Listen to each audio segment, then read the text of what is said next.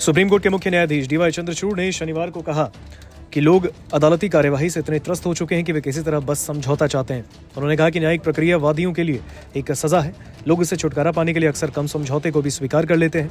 CJI Chandrachud ने लोक अदालतों की भूमिका और महत्व पर प्रकाश डालते हुए कहा कि लोक अदालत एक ऐसा मंच है जहां अदालतों में या तो मुकदमेबाजी से पहले लंबित विवादों और मामलों का सौहार्दपूर्ण ढंग से समझौता होता है। उन्होंने कहा कि आपसी सहमति से हुए समझौते के खिलाफ कोई अपील भी दाखिल नहीं की जा सकती। जस्टिस डीवाई चंद्रचूड़ ने सुप्रीम कोर्ट के 75 साल पूरे होने पर आयोजित विशेष लोक अदालत के समापन समारोह को संबोधित किया।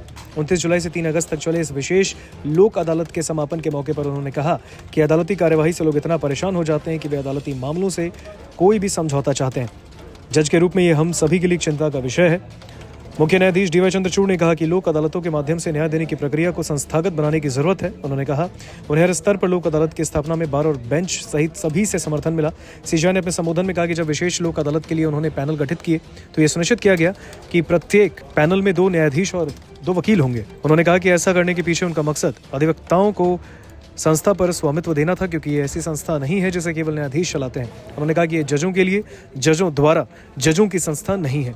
DLSAs did so much of rigorous work, hand-holding, because these settlements in the Supreme Court would not have been possible unless they were settlements with our citizens in the smallest villages and talukas. They bring small matters to the Supreme Court. Somebody's compassionate appointment, somebody's pension, somebody's ACP, somebody's, subsistence allowance during suspension, motor accident claims.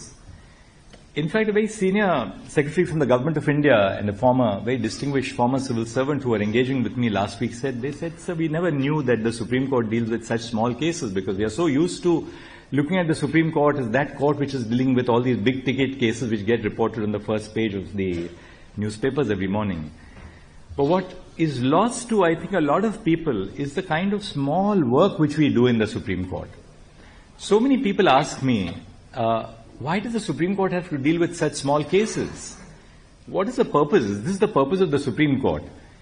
And I always respond by saying that when the Constitution was framed by stalwarts like Dr. Babasaheb Bhimrao Ambedkar, they did it with a mission. They introduced Article 136 into the Constitution for the purpose that this was a court which was being set up in an essentially poor society, where there was an absence of access to justice.